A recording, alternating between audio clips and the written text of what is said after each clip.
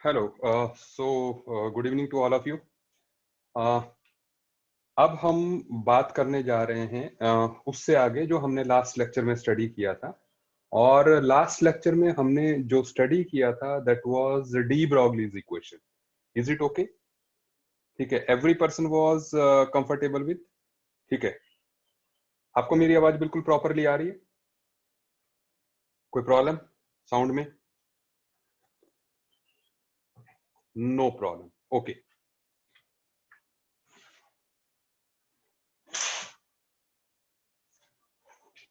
सो आज हम आगे बढ़ रहे हैं, आगे की बात कर रहे हैं। De Broglie equation was one of the equation जिसको कि बोर्स मॉडल से जो है एक्सप्लेन नहीं हो रही थी, लेकिन देर इज अनदर कॉन्सेप्ट जिसने कि नए मॉडल के लिए जो है रास्ता क्लियर किया। ठीक है, आज हम उसकी बात करने जा रहे हैं। इंपॉर्टेंट कॉन्सेप्ट है, आप ध्यान से समझते रहिएगा। ठीक है, तो आज हम बात करने जा रहे हैं हाइजेनबर्ग्स अनसर्टेनिटी प्रिंसिपल।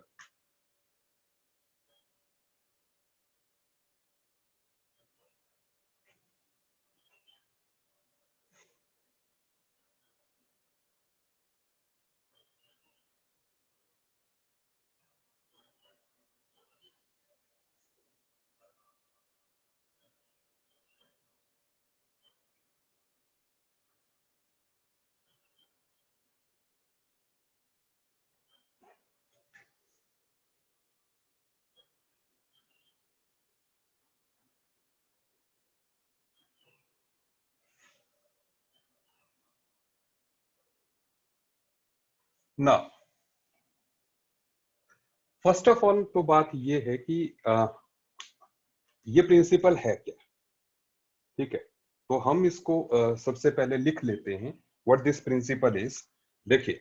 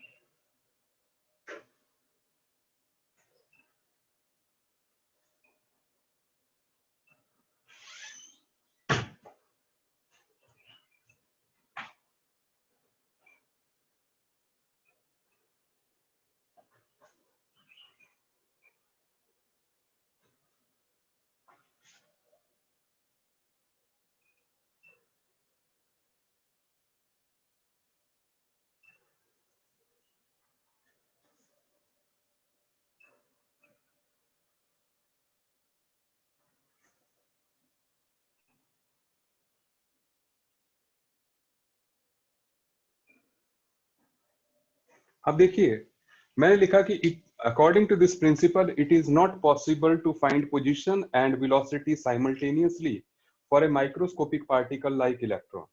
इलेक्ट्रॉन जैसे माइक्रोस्कोपिक पार्टिकल के लिए साइमल्टेनियसली पोजीशन और वेलोसिटी दोनों इकट्ठे निकालना जो है वो संभव नहीं है। ये प्रिंसिपल कह रहा है, आप समझते जाइए बात जो है। तो अब इसका मतलब क्या है वो मैं थोड़ी देर में समझा रहा हूं आपको, लेकिन सबसे पहले हम इससे रिलेटेड पहले बात लिख देते हैं, इक्वेशन लिख लेते हैं जो कि हाइजेनबर्ग ने दी। दैट इक्वेशन वाज कि delta x into delta P is equal to और greater than h upon 4 pi. ठीक है, what is this delta x? It is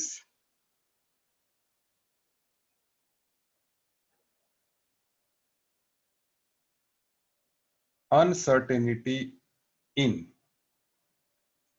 position,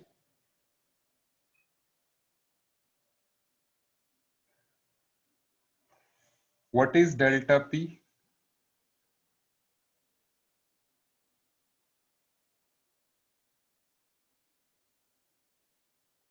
Uncertainty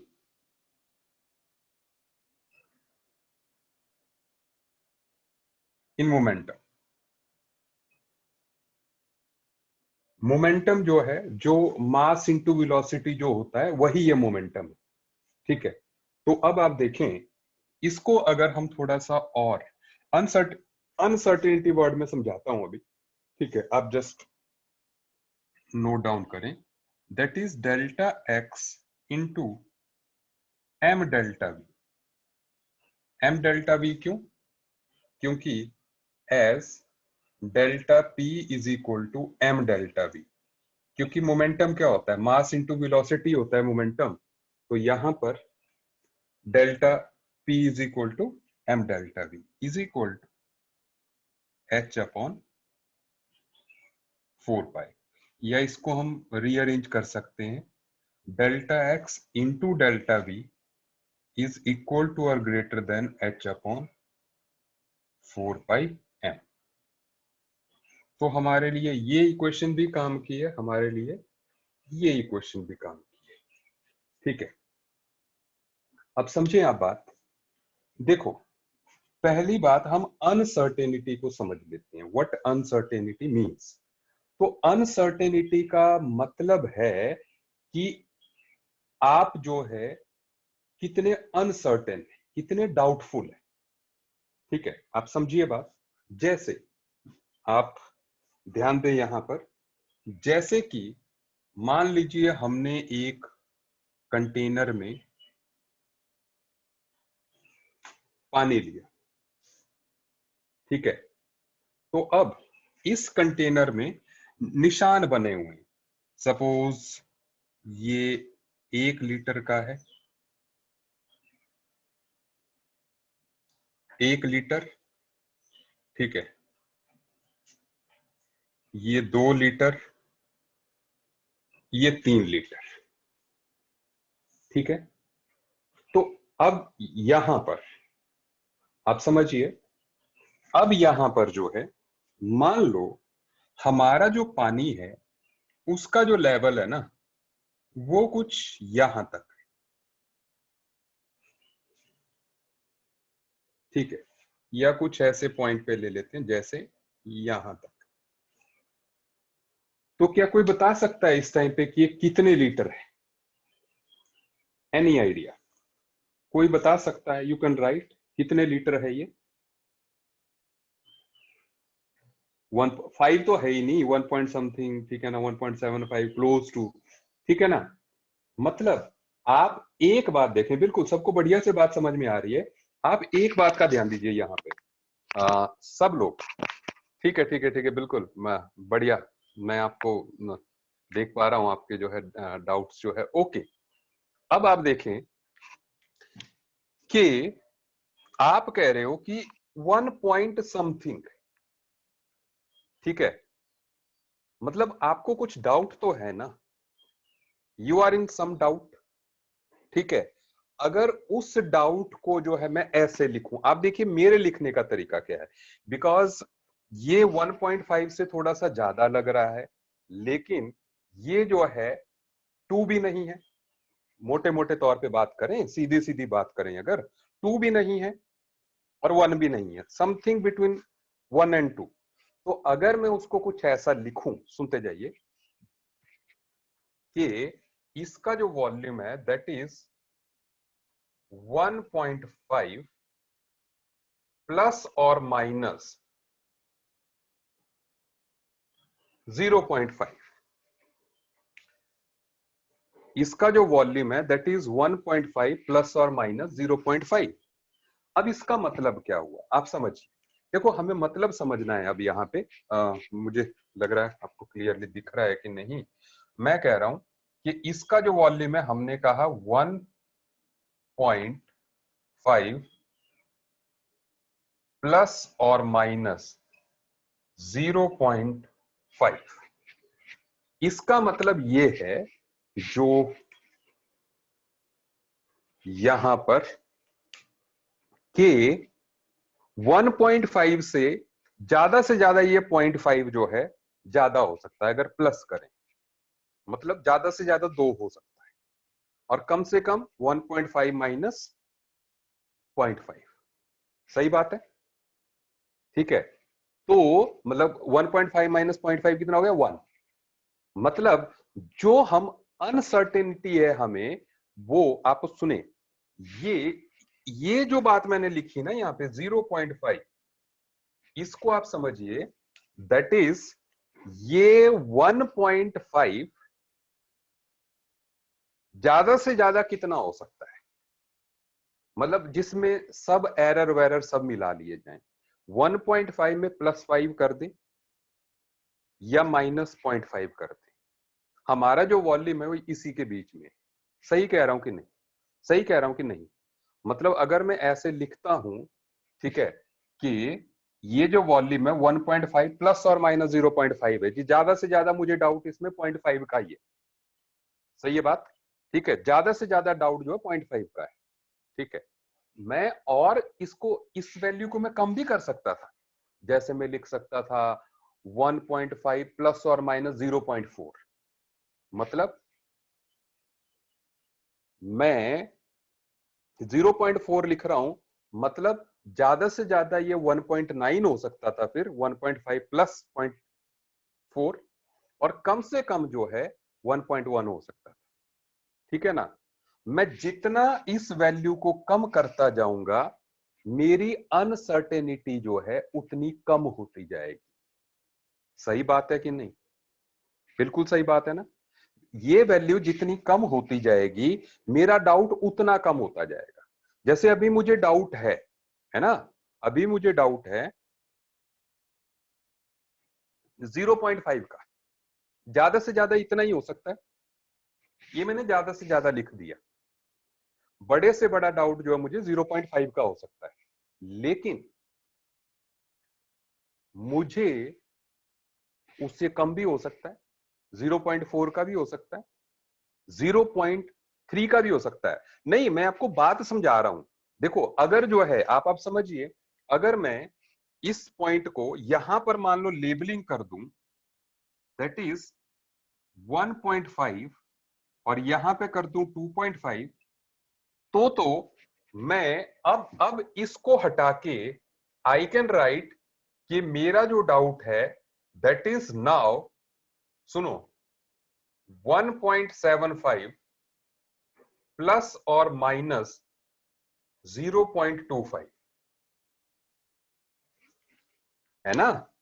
अगर मैं बीच में लेबलिंग कर देता हूं, आप देखिए अभी जो मैंने चेंज किया, आप देखें कि इस टाइम पर मैंने यहां पर 1.5 लिखा, तो ये 1.5 से थोड़ा ऊपर है, तो अब मैंने क्या किया, मैंने जो है 1.75 ले ली वैल्यू वॉल्यूम की, प्लस और माइनस 0.25 कर दिया। मतलब अब ये जो वैल्यू है मेरी छोटी हो गई, क्योंकि now I am more accurate. Is it okay, ठीक है। तो जितना जो है मैं एक्यूरेट होता जाऊंगा, अरे इनको समझ में आ गया, अब जितना मैं एक्यूरेट होता जाऊंगा उतनी मेरी अनसर्टेनिटी जो है कम होती जाएगी, ठीक है। लेकिन अनसर्टेनिटी को हम जो है एक्यूरेसी भी कहते हैं, ठीक है। Uncertainty is also called accuracy, ठीक है, साइंटिफिक लैंग्वेज में।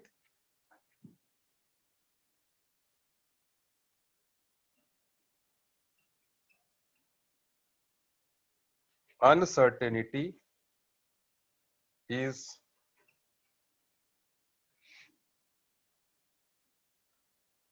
Also called accuracy. Is it okay. तो ये जो 0.25 है ना जी, देखो, जैसे ये जो है ना, ये v है, तो ये डेल्टा v है। क्या आप मेरी बात समझ रहे हैं। Now it is uncertainty, you have uncertainty of 0.25। सही है बात। अब हम बात को आगे बढ़ा रहे हैं, अपने प्रिंसिपल पे आ रहे हैं, क्योंकि अब आपको अनसर्टेनिटी वर्ड जो है समझ में आ गया। ठीक है। Board from right side is not so much visible. क्या सबको ऐसा है? नहीं यार।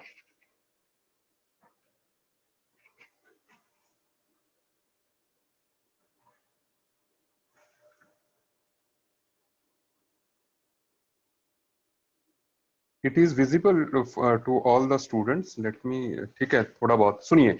अच्छा, अब आगे बात करते हैं। ठीक है।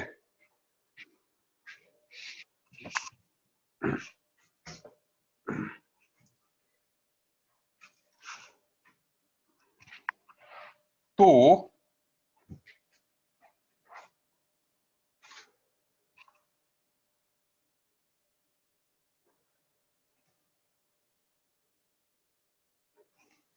इस चीज को हम जो है हटा देते हैं। अब आपको ये बात समझ में आ गई कि uncertainty into position, uncertainty in position into uncertainty in velocity.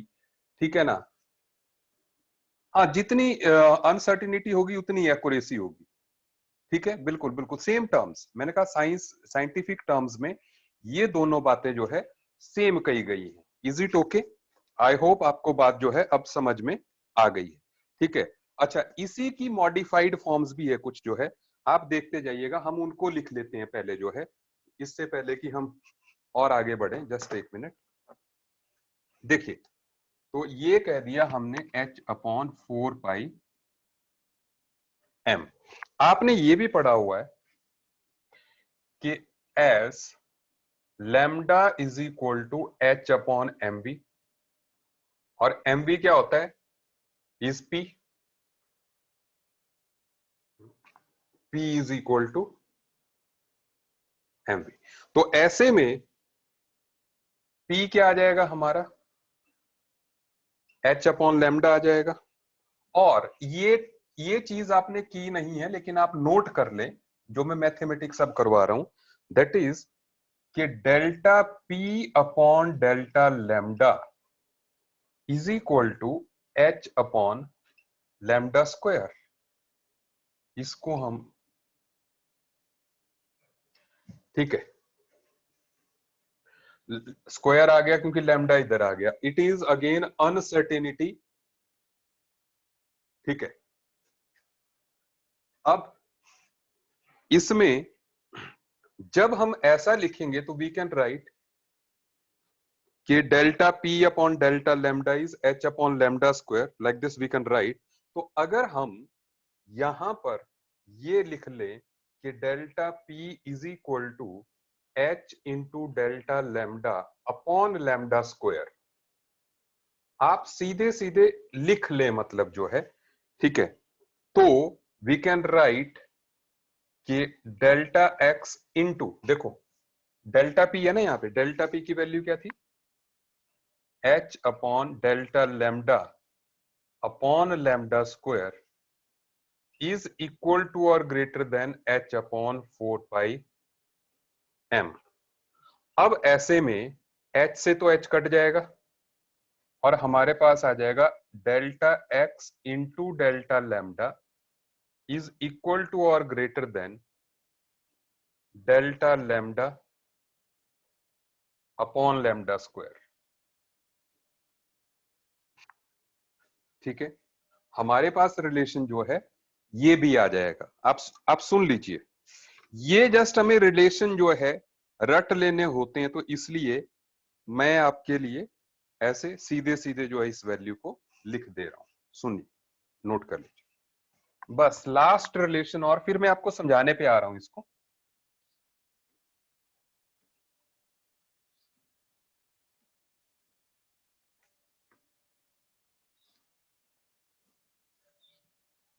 That is, there is one more relation, that is कि as kinetic energy is equal to half mv square, तो हम कह सकते हैं twice of, let it be equal to E, ठीक है। तो twice of E will be equal to mv square. Is it okay? ठीक है ना। Let this kinetic energy be, let kinetic energy is equal to E. हमने simply इसको ई लिख लिया। तो like this, so that means twice of delta E will be equal to twice of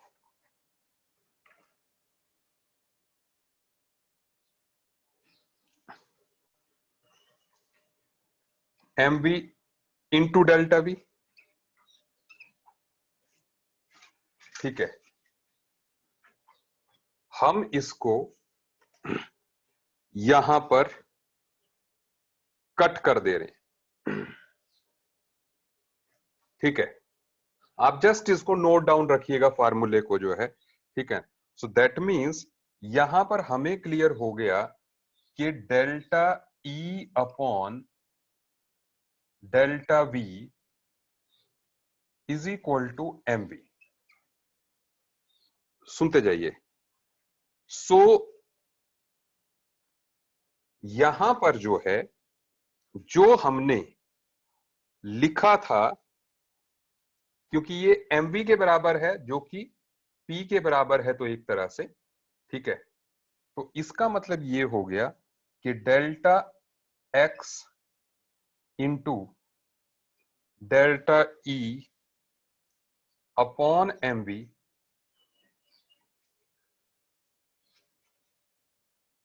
इसको अगर हम यहां पे कर लेते हैं ना, ये देखो, delta v is equal to delta e upon mv।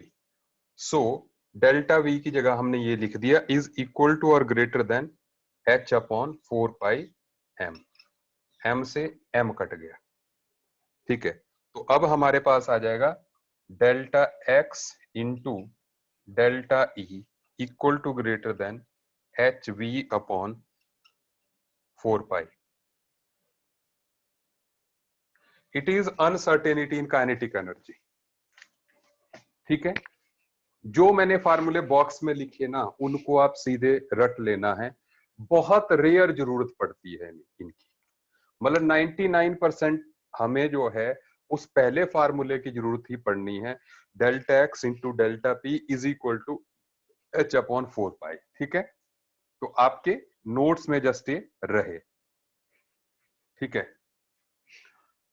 देखो, ये हमारा ना डेल्टा लैम्डा, मतलब कैसे निकलेगा अनसर्टेनिटी इन वेवलेंथ, वो क्वेश्चन में दिया जाएगा। इससे क्वेश्चन पूछे जाते हैं और क्वेश्चन में प्रैक्टिस करा के भेजूंगा आपको, ठीक है। तो everything will be clear to you, आप जस्ट नोट कर लें।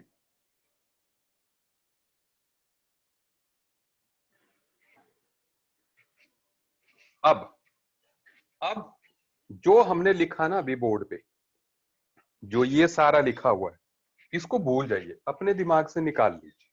हम वापस डेफिनेशन पे जा रहे हैं। डेफिनेशन क्या थी कि it is not possible to calculate position as well as velocity simultaneously for a microscopic particle like electron, ठीक है। आप साइमल्टेनियसली पोजीशन और वेलोसिटी जो है दोनों नहीं पता कर सकते हैं अकॉर्डिंग टू हाइजेनबर्ग्स अनसर्टेनिटी प्रिंसिपल। देखिएगा, बहुत बढ़िया कॉन्सेप्ट है ये, ठीक है ना। अब मजा आएगा आपको।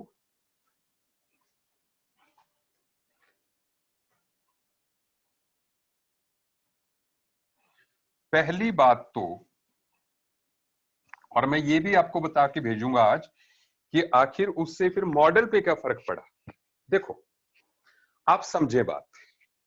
पहले मैं आपको ना एक एक्सपेरिमेंटल कॉन्सेप्ट बताता हूं, ठीक है ना। जैसे हम पहले फॉर्मूले को लिख लेते हैं। हमारी इक्वेशन क्या थी? Equation was delta x into delta we is equal to greater than h upon 4 pi m. अब ऐसे में हमें इस चीज का रेलेवेंस जानना है। पहली बात, uncertainty in position as well as uncertainty in velocity. ये प्रोडक्ट जो है इस वैल्यू से बड़ा ही होगा। मतलब अगर ये वैल्यू, इनका प्रोडक्ट अगर इससे बड़ा ही होगा, इसका मतलब अगर ये बढ़ेगा तो ये घट जाएगा, ये बढ़ेगा तो ये घट जाएगा। यही बात है ना, ठीक है। मतलब अगर एक चीज बढ़ेगी तो दूसरी घट जाएगी, यही चीज होगी, ठीक है। तो इसलिए जो है ऐसा क्यों होता है, सबसे पहले हम लोगों ने ये समझना है कि व्हाई दिस अकर्स। आप ध्यान दीजिए, दैट इज कि मान लीजिए, देखो है क्या, आप किसी भी ऑब्जेक्ट को कैसे देखते हैं। पहले बात, चलो ऐसे ऐसे बात कर लेते हैं, जनरली बात करते हैं, ठीक है ना, हर कोई पार्टिसिपेट करेगा। मुझे ये बताइए, आप जैसे पेड़ पे लगा हुआ एप्पल है, वो कैसे देखते हैं आप? दिख जाता है सबको, सब लोग देख लेते हैं। पेड़ पे अगर कोई फ्रूट लगा हुआ है सबको दिख जाता है, ठीक है, ओके। जो बोर्ड पे लिखा हुआ वो भी दिख रहा है, ठीक है। अच्छा, अब बताओ, जहां पर आप बैठे हुए हो, जहां जिस कमरे में आप बैठे हुए हो, उस कमरे में एयर तो है, एयर है। क्या आपको एयर के पार्टिकल्स दिख रहे हैं? Can you see the particles of air, yes और no?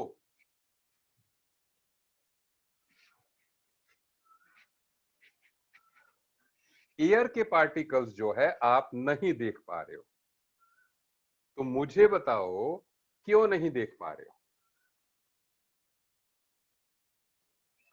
Why you are not able to see? Okay, मैं थोड़ा ऑडियो अब ऑन कर रहा हूं ताकि मैं जो है आपकी बात सुन भी सकूं, क्योंकि जी बोलिए, क्यों नहीं देख पा रहे हो? They are microscopic particles. They are microscopic particles, extremely air small. में बिल्कुल आप डिसॉल्व है बोल सर। सकते हैं।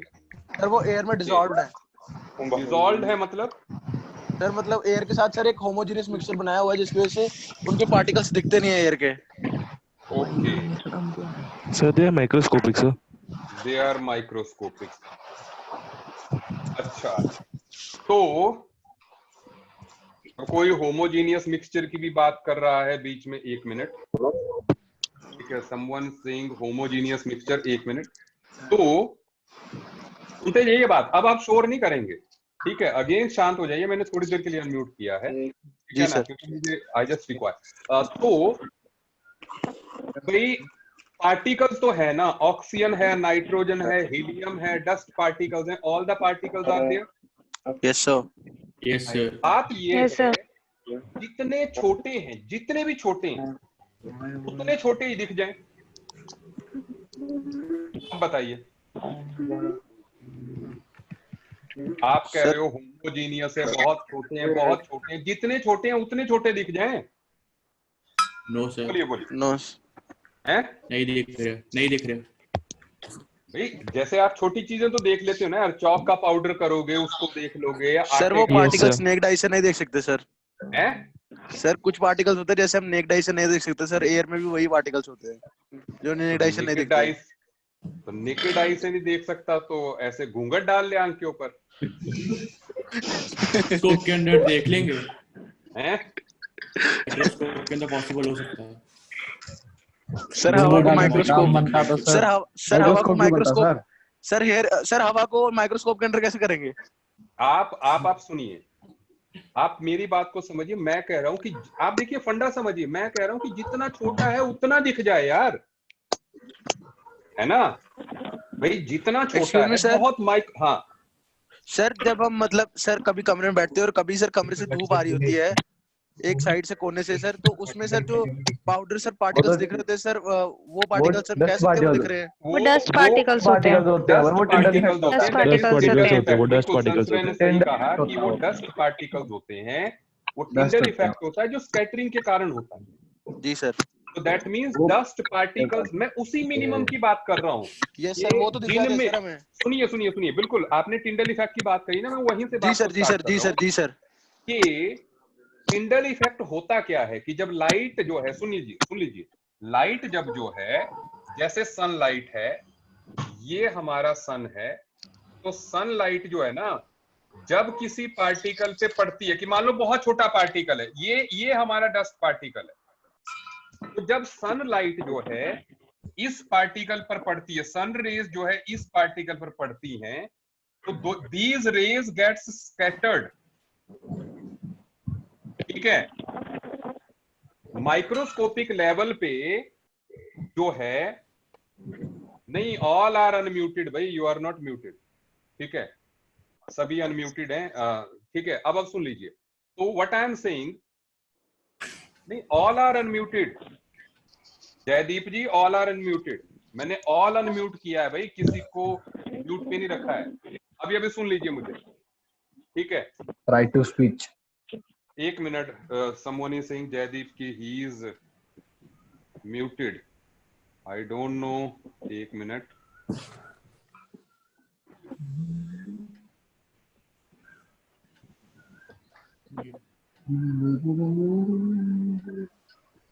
Jaideep ji I don't know how you are unmuted, some मैंने तो अनम्यूट ऑल कर दिया है वैसे।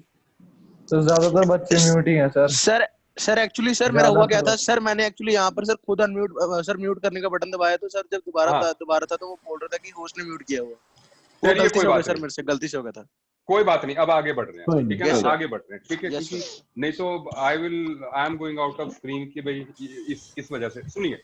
Yes, sir. तो अब बात ये है कि सनलाइट जो है छोटे पार्टिकल पर पड़ती है, जो डस्ट पार्टिकल है, और डस्ट पार्टिकल से वो स्कैटर होती है, इसलिए वो आपको पार्टिकल चमकते हुए दिखाई देती हैं। सही बात है? Yes, sir. हाँ जी सर। अब सुनते जाइए, और यही चीज जो है टिंडल इफेक्ट जो है आपका क्रिएट करती है, जो आपने कहा।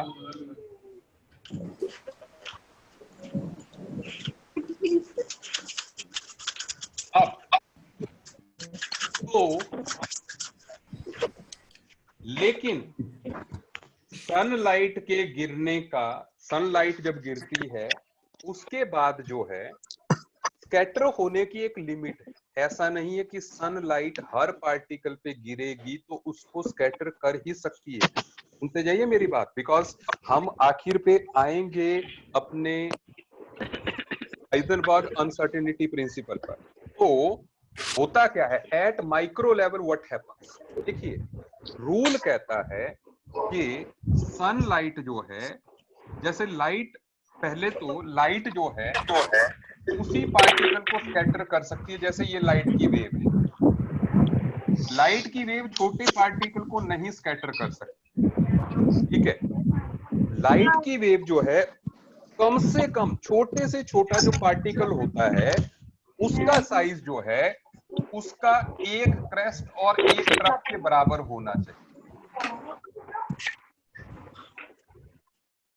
ठीक है, बस मैं सबको म्यूट कर रहा हूं। ठीक है, हाँ चलिए म्यूट ही कर देता हूं, बिकॉज आई थिंक लोग जो है डिस्टरबेंस जो है फील कर रहे हैं। No problem.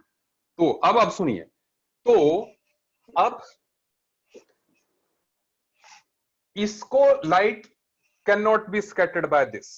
ठीक है, मैं लिख देता हूं या आप समझ रहे हैं ज्यादा, ठीक है ना, ये पार्टिकल लाइट को स्कैटर नहीं कर सकता है क्योंकि इसका जो साइज है वो हमारी जो लाइट है उसकी एक वेवलेंथ से छोटा है।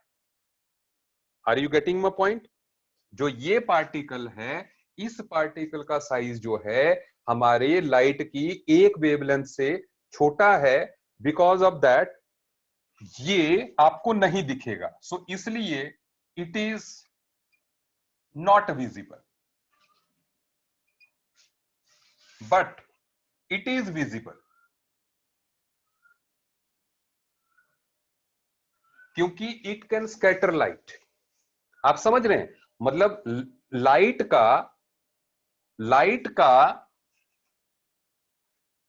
लाइट जब किसी पार्टिकल से स्कैटर होगी तभी वो विजिबल होगा। जो भी आप बड़े से बड़ी चीजें भी आप देखते हैं, ठीक है, उससे जो है तभी विजिबल होगा।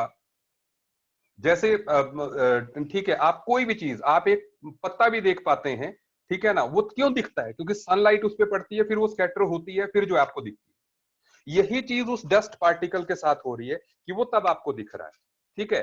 तो यहां पर मैं आपको साइंटिफिक प्रिंसिपल ये कह रहा हूं कि आपको वही पार्टिकल दिखेगा जिसका साइज कम से कम जो है एक वेवलेंथ के बराबर होगा जो लाइट उस पर गिर रही है, क्योंकि वो लाइट गिरेगी, स्कैटर होगी, फिर आपकी आंख के अंदर जाएगी, तब जो है वो पार्टिकल आपको दिखेगा, ठीक है।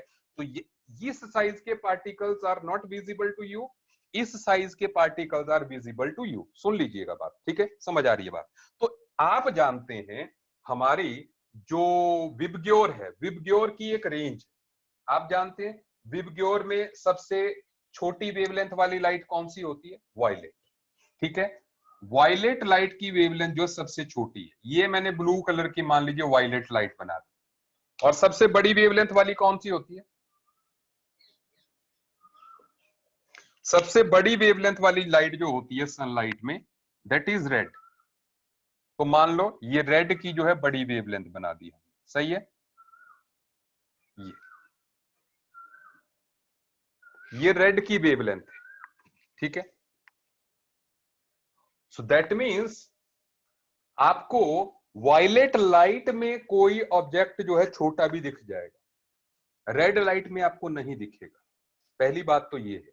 अब बात सुनिए, क्योंकि हम छोटी की बात कर रहे हैं यहां पर वायलेट की, तो वायलेट में आपको जो है इस साइज तक का पार्टिकल जो है दिख जाएगा, it is visible but it is not visible. सही बात, ठीक है। तो इसलिए अगर कोई पार्टिकल जो है इतने साइज का होगा तो वो हमारी आई की रेंज में ही नहीं आता, क्योंकि हमारी आई जो कलर्स यूज करती है that is VIBGYOR only, our I has the limit, है ना। तो हमारी आंख जो है वो विबग्योर वाली रेंज जो है यूज करती है। तो ये पार्टिकल जिनका साइज जो है, हो सकता है इसकी जो वेवलेंथ है वो यूवी रीजन में आ रही हो, इसकी जो इसका जो साइज है उसमें एक वेवलेंथ जो आती है वो यूवी रीजन में आती हो, तो इसलिए ऐसे पार्टिकल्स हमें नहीं दिखेंगे जिनका डायमीटर जो है मतलब एक तरह से 3800 एंगस्ट्रॉम से छोटा है, क्योंकि हमने विजिबल रेंज क्या बताई थी? 3800 टू 7600 एंगस्ट्रॉम। तो 3800 एंगस्ट्रॉम से जिस पार्टिकल का डायमीटर 3800 एंगस्ट्रॉम से छोटा है वो हमें नहीं दिखेगा। Are you getting my point? So that means ये हीलियम, नाइट्रोजन, ऑक्सीजन वगैरह सब जो पार्टिकल्स हैं, ठीक है, इवन वाटर मॉलिक्यूल्स जो है they comes under small size atomic level पे। सो इसलिए जो है ये पार्टिकल्स जो है हमें नहीं दिखते, ठीक है। ये बात हुई कि कोई चीज आपको क्यों दिख रही है, साइंस बिहाइंड दैट, ठीक है, और कोई चीज क्यों नहीं दिख रही, ठीक है। अच्छा, हाँ, infrared are also not visible, हाँ मैं तभी कह रहा हूं, लेकिन इंफ्रारेड तो बड़ी वेवलेंथ हो गई ना यार, बड़ी में तो दिखेगा ही नहीं, हम तो छोटे पार्टिकल को देखने की बात कर रहे हैं ना, ठीक है। हम our eye is not sensitive to infrared, ठीक है, ओके। अब सुनिए, अब बात सवाल एक आता है, मैंने कहा हम पहुंचेंगे वापस जो है हाइजेनबर्ग अनसर्टेनिटी प्रिंसिपल पे ही, आप देखते जाइए हम पहुंचते किस तरह से, ठीक है। देखें तो अगर ये बात हो, अगर ये बात हो तो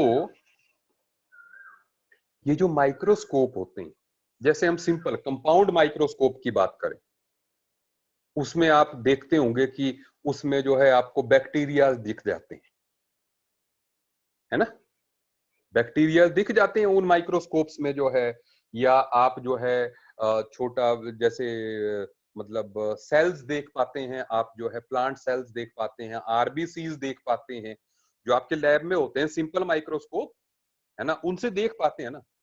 मुझे जवाब दीजिए कि उनसे माइक्रोस्कोप कैसे देख पाते हैं और कैसे दिखा पाते हैं?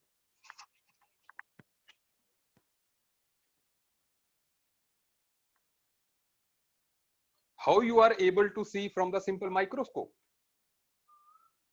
जिस चीज को आप नॉर्मल आई से नहीं देख सकते थे उसको आप कंपाउंड माइक्रोस्कोप से देख पाते हैं ना। कंपाउंड माइक्रोस्कोप, मैं ही जवाब दे रहा हूं। अब बिल्कुल आंसर में यही था कि आप जैसे मैग्नीफाई वो कर देता है, लेकिन मैग्नीफाई होने की भी एक लिमिट है। सुन लीजिए, मैग्नीफाई होने की भी एक लिमिट है। उस प्रिंसिपल को समझ आइएगा। जैसे मान लीजिए, मान लो आपकी जो आई है ना, आपकी जो आई है वो मान लो किसी की नजर खराब हो या मान लो ठीक भी हो, लेकिन वो डॉक्टर के पास जाए कि डॉक्टर साहब मेरे को जो है और चीजें देखनी है, तो डॉक्टर उसको कोई चश्मा बना दे जिससे कि वो इंफ्रारेड भी देखने लग जाए। ऐसा तो नहीं होगा। अल्ट्रावायलेट भी उसकी आई पे दिखने लग जाए, ऐसा भी नहीं होगा, है ना। ठीक है, मतलब देयर इज ए लिमिट। और जो माइक्रोस्कोप आप कह रहे हैं कि वो मैग्नीफाई करके आपको बता रहा है, ठीक है, पहली बात वो जो रेज होंगी, ठीक है ना। चलिए इसको और आगे बढ़ाते हैं कॉन्सेप्ट को, क्योंकि लाइट माइक्रोस्कोप तो एनिमल सेल्स तक जाता है। जो अपना इलेक्ट्रॉन माइक्रोस्कोप है, जैसे जो टनल माइक्रोस्कोप वाली टेक्नोलॉजी है, उससे आप इलेक्ट्रॉन तक देख पाते हैं। ठीक है, आखिर ये काम कैसे करते हैं, सुनते जाइएगा। क्योंकि ये जो कंपाउंड माइक्रोस्कोप है ना, वो तो सिंपली मैग्नीफाई करता है। एक्चुअल में क्या होता है कि हमारी आई जो है, हमारी आई भी पूरे विजिबल रीजन तक नहीं देख पाती, बहुत कम साइज के पार्टिकल्स को देख नहीं पाती भाई, चाहे वो साइंटिफिकली विजिबल रीजन में भी हो। जैसे हमने कहा कि भाई डस्ट पार्टिकल है, डस्ट पार्टिकल को हमारी आंख देख तो पा रही है कि उड़ रहा है वो, लेकिन एक्चुअल में उसकी स्ट्रक्चर कैसी है, सबसे छोटी से छोटी, उसको अगर हम माइक्रोस्कोप के नीचे ले जाएंगे, लाइट माइक्रोस्कोप के नीचे, तो बड़ा करके उस डस्ट पार्टिकल को दिखा देगा कि एक्चुअल में जो आपको छोटा सा दिख रहा है वो बहुत बड़ी चीज है। ठीक है, लेकिन हम एक्सट्रीम डेप्थ पे जा रहे हैं। ठीक है, जैसे इलेक्ट्रॉन माइक्रोस्कोप है, तो ये कैसे काम करते हैं, आप प्रिंसिपल देखिएगा, आप प्रिंसिपल को समझने की ट्राई कीजिए। आप जैसे मान लीजिए हम किसी एक माइक्रोस्कोप से, मान लो ये हमारा कोई माइक्रोस्कोप है, ठीक है, इससे हम लोग इलेक्ट्रॉन को देखना चाहते हैं। सुन लीजिएगा,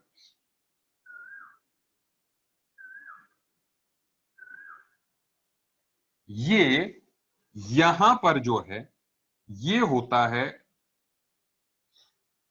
रेज बॉम्बार्डर,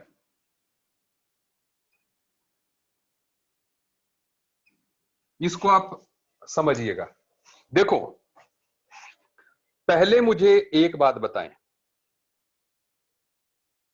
और मेरी बात को समझे भी। आप किसी भी पार्टिकल को देखिए, बिना उस पे लाइट पड़े और वो लाइट रिफ्लेक्ट बिना आपकी आंख पे किए, क्या आप किसी पार्टिकल को देख सकते हो? नहीं। मतलब चाहे कितना छोटा हो कितना बड़ा हो, ठीक है ना, मतलब बेसिक प्रिंसिपल यही है कि कहीं से लाइट आएगी, वो उस पार्टिकल पर पड़ेगी, और जब उस पार्टिकल पर वो पड़ेगी तो वो आप वहां से रिफ्लेक्ट होके जब आपकी आंख पे पड़ेगी तो जो है तब वो आपको दिखेगा। सही बात है, मतलब कहीं सोर्स से लाइट आएगी, ठीक है, उस पार्टिकल पर पड़ेगी, उससे रिफ्लेक्ट होके आपकी आंख पर पड़ेगी, तो ही जो है वो आपको पार्टिकल दिखेगी। ठीक है, तो दैट मींस लाइट के बजाय हम रेडिएशन वर्ड यूज करें, क्योंकि हमने लाइट तो विजिबल है, जैसे आपने देखा होगा कई जो है वो और रेज भी, कई एक्स रेज भी यूज करते हैं, ठीक है ना, इवन इंफ्रारेड यूज करते हैं, जो नॉकटर्नल एनिमल्स हैं दे यूज दैट आल्सो। ठीक है, तो इसलिए हम लोग रेडिएशन वर्ड यूज करते हैं। तो रेडिएशंस जो है वो ये रे बम्बार्डर जो है रेडिएशन फेंकेगा, मतलब बेसिक प्रिंसिपल यही है ना। लेकिन हमारी आंख की एक लिमिट थी विबग्योर की, लेकिन यहां पर तो हम कुछ भी यूज कर सकते हैं।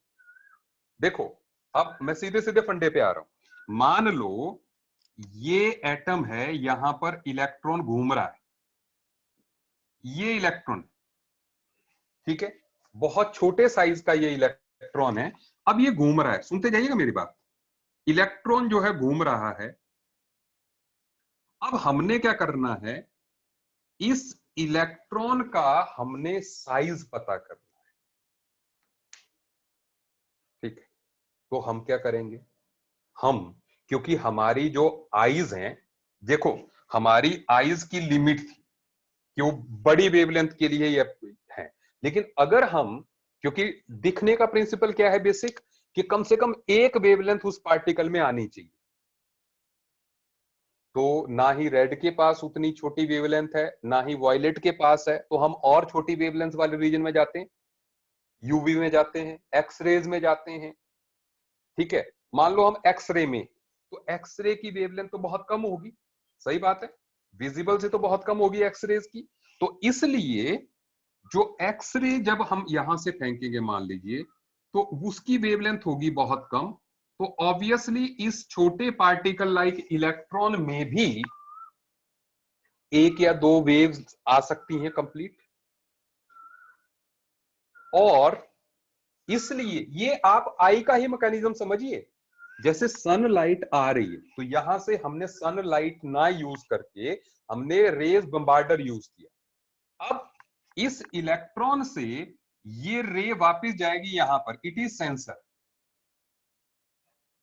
ये सेंसर है, ये रिफ्लेक्ट होके रे जाएगी और जो है ये सेंसर में जाएगी, ठीक है। मतलब ये रे जो है ये आ रही है और ये रे जो है सेंसर में जा रही है।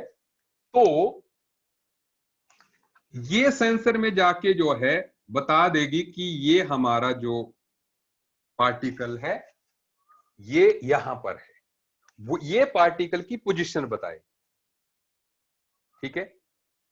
और जब मतलब बहुत ज्यादा, अगर इसका साइज थोड़ा सा बड़ा हो जाए तो उस पर बहुत ज्यादा पड़ेंगी, तो अलग अलग एंगल्स पे पड़ेगी, तो इस पे अलग अलग एंगल्स पे जाएगी, तो शेप भी पता चल जाएगी, ठीक है। जैसे जो डस्ट पार्टिकल्स होते हैं ना, उनमें कुछ स्क्वायर भी होंगे, कुछ ट्रायंगुलर भी होंगे, कुछ सर्कुलर भी होंगे, ठीक है ना, ठीक है, ऐसे टेट्रागोनल भी होंगे, लेकिन हमें उनकी शेप नहीं पता चलती, क्योंकि उनकी रिफ्लेक्शंस इतनी ज्यादा जगह से नहीं हुई होती कि हमारी आई को शेप बता सके। लेकिन बड़े ऑब्जेक्ट्स में हम शेप्स भी पता कर सकते हैं, क्योंकि वो अलग अलग एंगल से रिफ्लेक्शंस हुई होती हैं। सुनते जाइए, मामले को कॉम्प्लेक्स मत कीजिएगा, ठीक है। सो दैट मीन्स हमने जो है बहुत छोटी वेवलेंथ यूज की, तो हम जो है जैसे ये रिफ्लेक्ट हुआ, क्योंकि अकॉर्डिंग टू दिस, मान लो हमने एक्स रे यूज कर रहे हैं, हम सपोज एक्स रेज यूज कर रहे हैं, तो एक्स रेज छोटी वेवलेंथ वाले हैं ऐसे में, ठीक है, ठीक है। नहीं, इलेक्ट्रॉन वेवलेंथ नहीं है, इलेक्ट्रॉन एक वेव है, वो तो डी ब्रॉगली कॉन्सेप्ट के अकॉर्डिंग मैं आपको इलेक्ट्रॉन का, और अभी जब तक वो हम उसके वेव कैरेक्टरिस्टिक पे नहीं जा रहे हैं, अभी उसका पार्टिकल नेचर भी तो है ना, दोनों कंफर्म्ड है, मास भी तो है ना यार उसका, एमवी मतलब 9.1 10⁻31, दैट हैज डुअल कैरेक्टरिस्टिक, जो माइक्रोस्कोपिक पार्टिकल्स। तो अभी हम उसकी पार्टिकल नेचर पे हैं, ठीक है। तो अब जो है जब ये रेज स्ट्राइक करेंगी, रिफ्लेक्ट होंगी, तो आपको जो है दिखेगा कि हाँ इलेक्ट्रॉन नाम की कोई चीज है। चलो अब हम धीरे धीरे अपने कॉन्सेप्ट पे आते जा रहे हैं, दैट इज, लेकिन मामला ये है, आपको पोजीशन तो पता चल गई, लेकिन अब बात ये है कि आपको उसकी वेलोसिटी कैसे पता चलेगी। वेलोसिटी सुनिए, दूसरा पॉइंट, क्योंकि अनसर्टेनिटी इन पोजीशन की बात है, पोजीशन तो हमें एक्यूरेटली पता चल गई इसकी कि भाई यहां पर है, लेकिन दूसरा है वेलोसिटी, क्योंकि उसने कहा कि साइमल्टेनियसली आप दो चीजें नहीं पता कर सकते। लेकिन अब बात यह है कि पोजीशन कैसे पता करेंगे, ये वेलोसिटी कैसे पता करेंगे। वेलोसिटी के बारे में पहले मैं आपसे सवाल पूछता हूं, मान लो कोई बस जो है जा रही है, आप उस जाती हुई बस का फोटो खींचते, आपने फोटो क्लिक कर लिया, ठीक है, और आप अपने दोस्त को दिखाते हैं उसको, तो क्या आपका दोस्त बता सकता है कि वो बस किस स्पीड से जा रही है? क्या आप बस, चलती हुई बस का जब आप फोटो लेते हैं तो क्या आपको पता चल सकता है कि उस बस की स्पीड क्या है? क्यों नहीं चलता पता? क्यों नहीं चलता? भी हमने तो उसका क्या कहते हैं कि फोटो लिया है सीधे सीधे। अब बात को समझिए आप, लेकिन हम लोग जो है, जैसे ये जो क्रिकेट खेलते हैं ना, क्रिकेट में जो है आपने देखा होगा कि हर बॉल के बाद वो उसका एनालिसिस दे देते हैं कि ये बॉल इस स्पीड से फेंकी गई। वो कैसे एनालाइज करते हैं? मतलब वो तो ऐसा तो नहीं है कि मतलब जैसे बस में तो स्पीडोमीटर लगा होता है कि इस स्पीड से जा रहा है, बॉल पे तो नहीं लगा होता कि इस स्पीड से फेंकी गई है। मतलब वो सिर्फ कैमरे से ही देख लेते हैं ना, देर इज स्पीड गन, मतलब कुछ भी हो। लेकिन अगेन आपको किसी भी ऑब्जेक्ट का, जैसे अगर हम बस की ही बात करते हैं, बस की स्पीड पता करनी है तो इट इज 0.1, एंड फिर आगे जो है देर इज ए 0.2, ये 0.2 है, ये 0.1 है, इन दोनों के बीच में टाइम कितना लगा ये हमें नोट करना पड़ेगा, और इन दोनों के बीच में डिस्टेंस कितना ये पता होगा, तो देन वी कैन फाइंड ये जो है इसकी वेलोसिटी कितनी है, that is velocity is equal to distance upon time. सही बात है कि नहीं? सिर्फ इसी तरीके से आप जो है बस की वेलोसिटी निकाल सकते हैं। मतलब इस पॉइंट, हमें 2 पॉइंट्स चाहिए, बिना 2 पॉइंट्स के जो है आप नहीं पता लगा सकते, ठीक है। उन 2 पॉइंट्स का आपको डिस्टेंस पता होना चाहिए, और उनमें टाइम कितना लगा डिस्टेंस में रीच करने में वो पता हो, then you can do it. सही बात है। 2 डिस्टेंस के बीच में, जैसे जीपीएस है, मान लो आप जो है जम्मू से चंडीगढ़ जा रहे हैं, ठीक है, तो मान लो सुबह 7 बजे आप जो है जम्मू से निकले, और जो है आप जो है दोपहर को शाम को 4 बजे आप जो है चंडीगढ़ पहुंच गए। बीच में आपकी लोकेशन पता भी नहीं थी, लेकिन only initial and final and the time taken between the two, कि जम्मू से चंडीगढ़ का 350 किलोमीटर का डिस्टेंस है जी, इसको जो है ये लगे 9 आवर्स लगे, तो that 350 divided by 9 hours will be your speed. सही बात है। 2 लोकेशंस और उनके बीच का टाइम, बस काम बन जाएगा। यही 2 लोकेशंस की हमें जरूरत है। सुनते जाइए। अब भाई एक लोकेशन तो ये हो गई, दैट मींस हमें कोई एक लोकेशन और चाहिए जिसपे कि अगेन हम इस गन से जो है बम्बार्ड करेंगे रे को, तब हमें पता चलेगा, ठीक है। एवरेज वेलोसिटी तो निकाल सकते हैं ना यार, एवरेज की बात कर रहे हैं हम,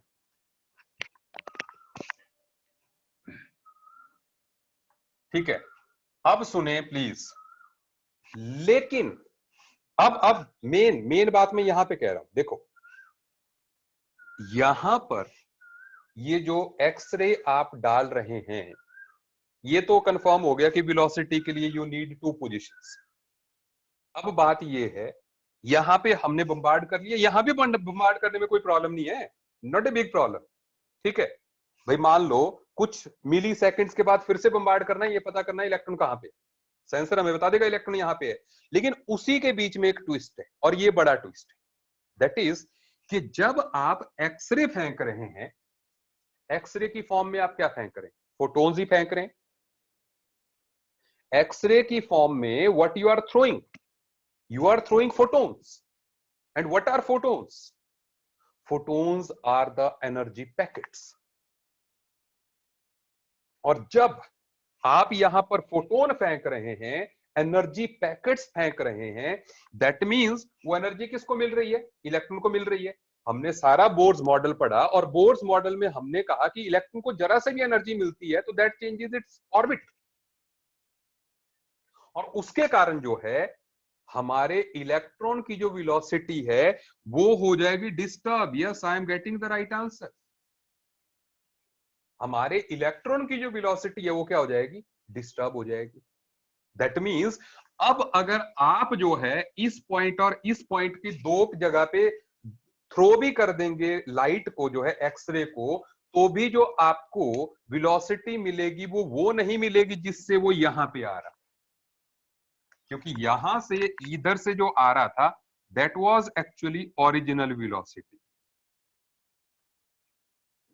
इट इज ओरिजिनल वेलोसिटी,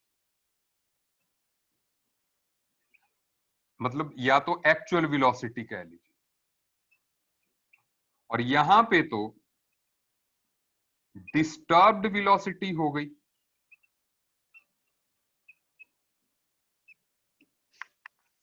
तो हमें तो एक्चुअल चाहिए ना, हमें तो ये चाहिए था कि वो किस वेलोसिटी से आ रहा है, ठीक है, और हमें क्या मिल रहा है? हमें मिल रही है डिस्टर्ब्ड वेलोसिटी।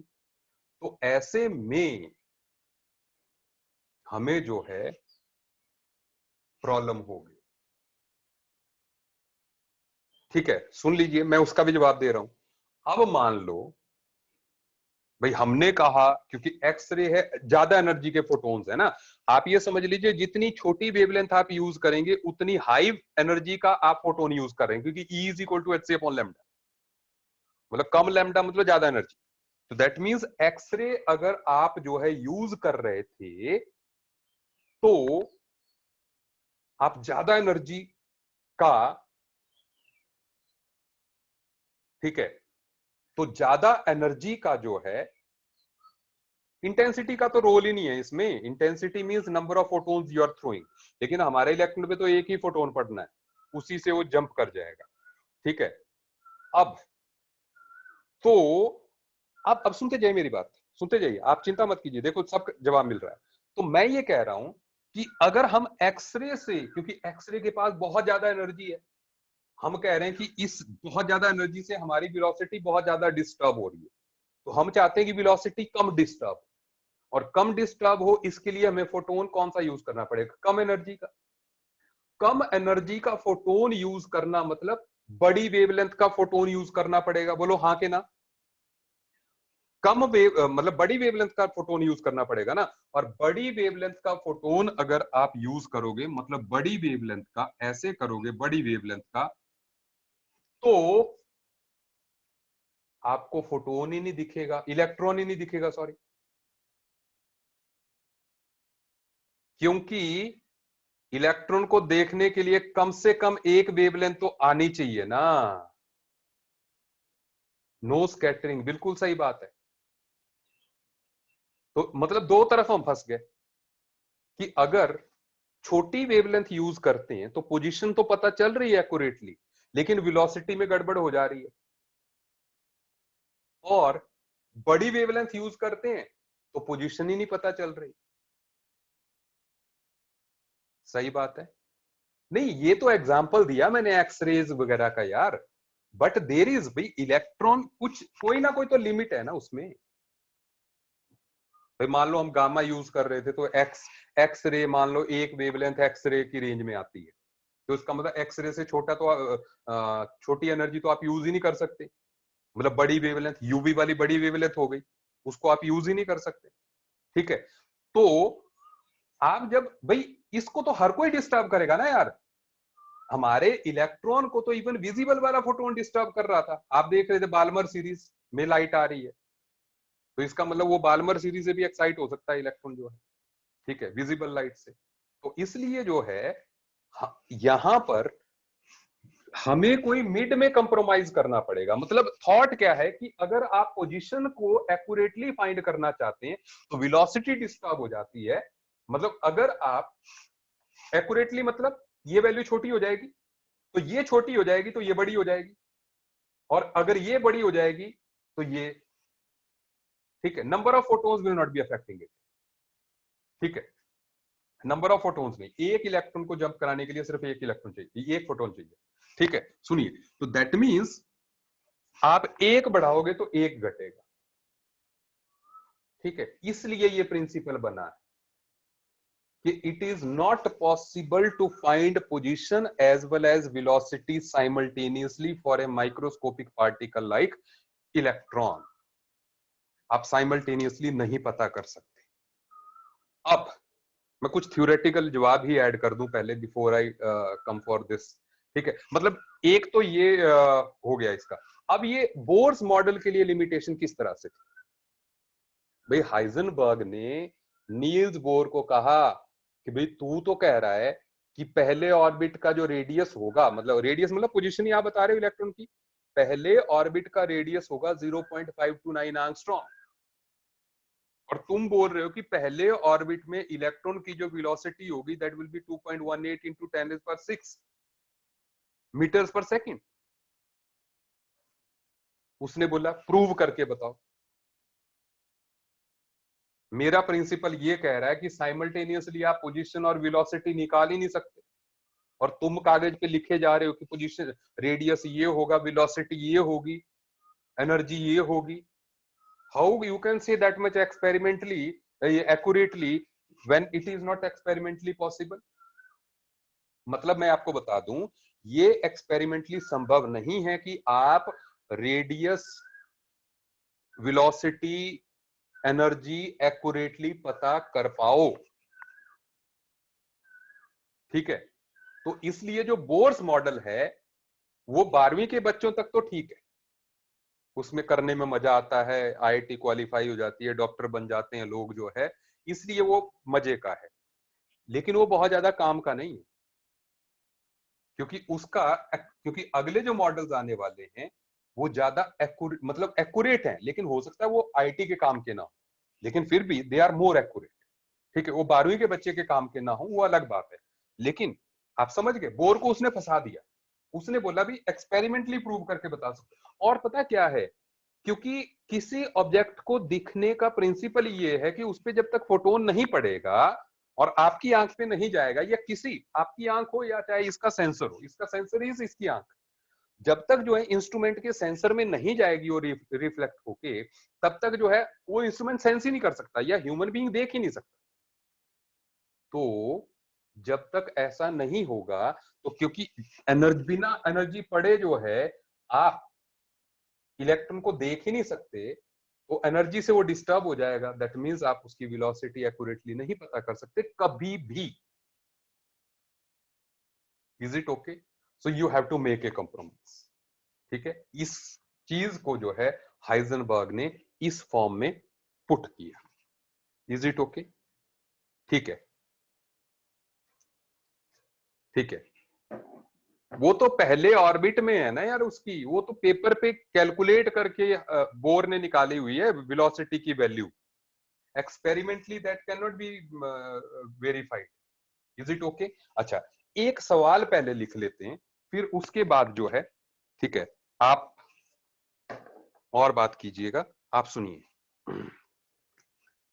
आप क्वेश्चन देखिएगा, सारे लोग करने लगेगा इसको।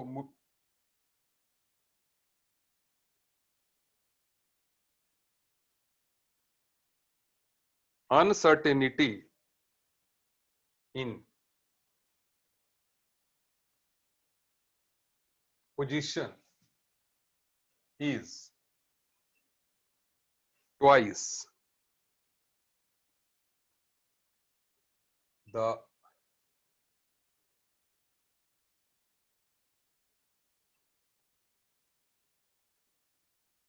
uncertainty in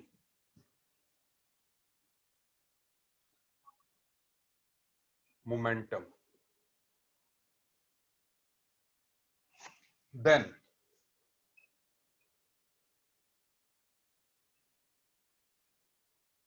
uncertainty in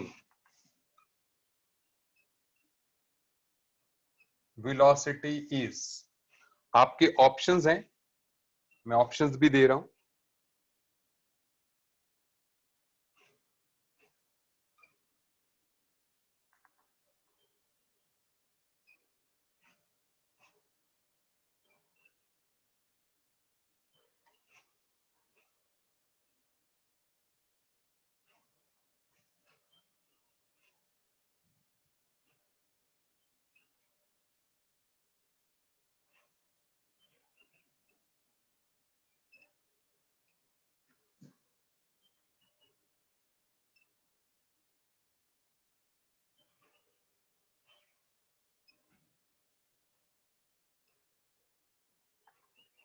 I want answer.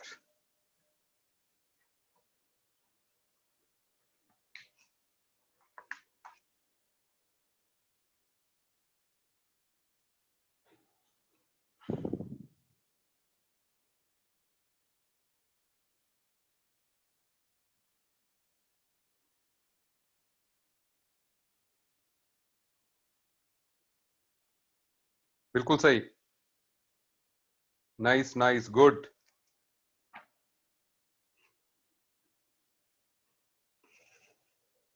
Good, good, good. बढ़िया. Nice. Every person is saying right answer. ठीक है.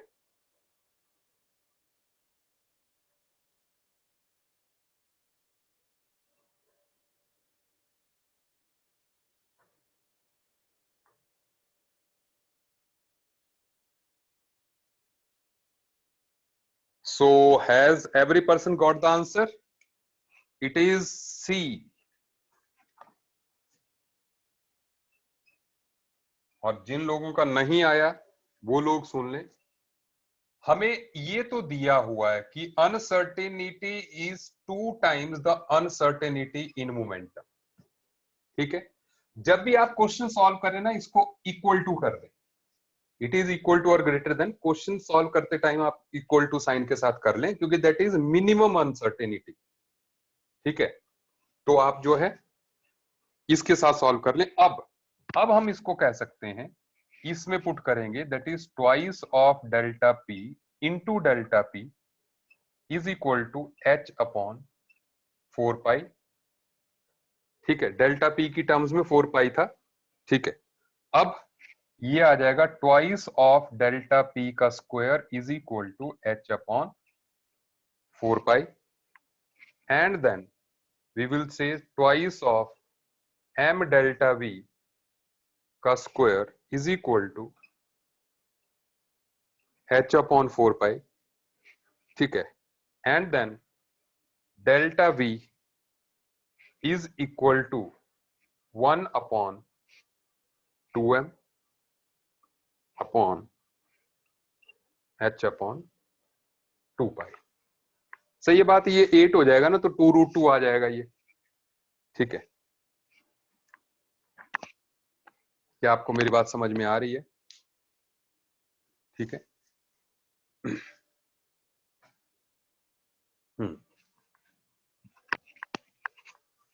अभी मैं आपको इससे रिलेटेड एक क्वेश्चन और करवा लेता हूं. आपको ना क्वेश्चन सॉल्व करना आ जाएगा फिर जो है हाइजेनबर्ग अनसर्टेनिटी प्रिंसिपल वाले.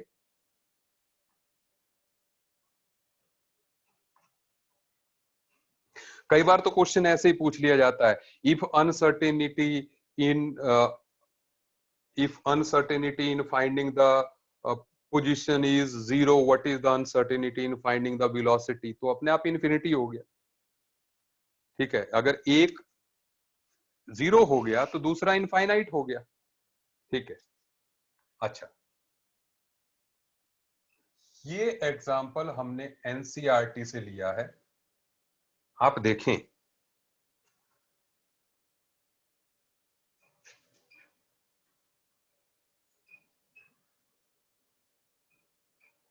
a golf ball has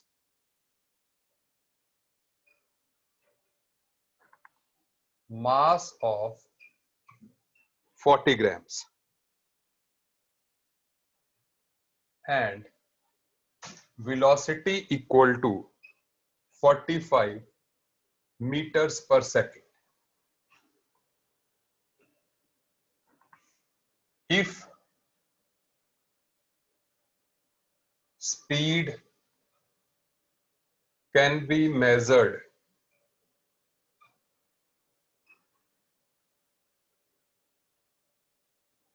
within accuracy of 2%, सुनते जाइएगा,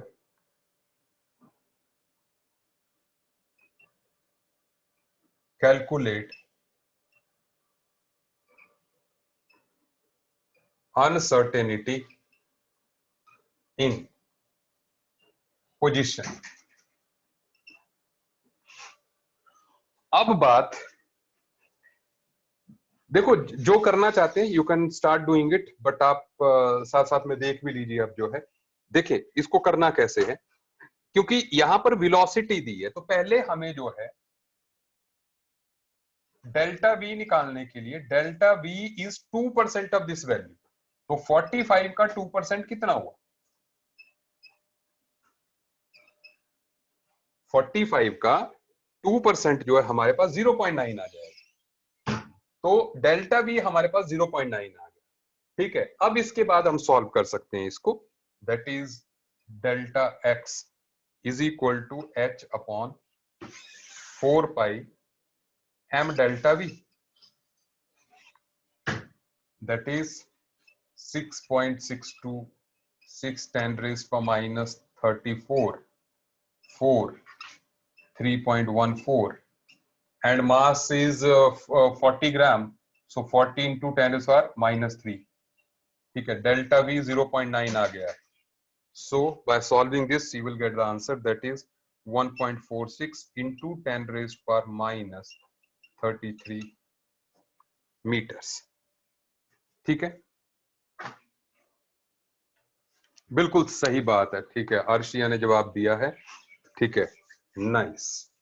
तो ये इस तरीके से जो है हम अनसर्टेनिटी प्रिंसिपल के क्वेश्चंस को सॉल्व कर सकते हैं। लगता थोड़ा कॉम्प्लेक्स है, ठीक है, लेकिन when it comes to the questions, क्योंकि हमें प्रॉब्लम सॉल्व करनी है, ठीक है ना, इट इज क्वाइट इजी। ठीक है, अब आप पैकेज को एक बार देख लीजिएगा।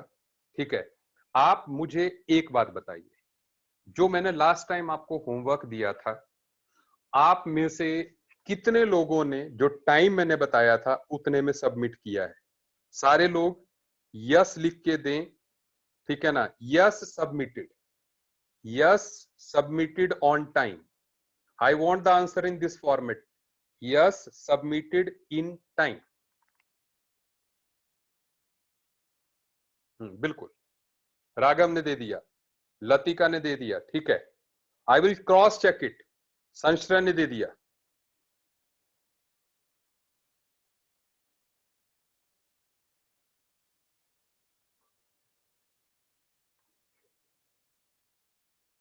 और यही जो चीज है ना जो आप मुझे दे रहे हो, एवरी पर्सन सुन लीजिए। अब आप जो है, एक मिनट, जस्ट एक मिनट,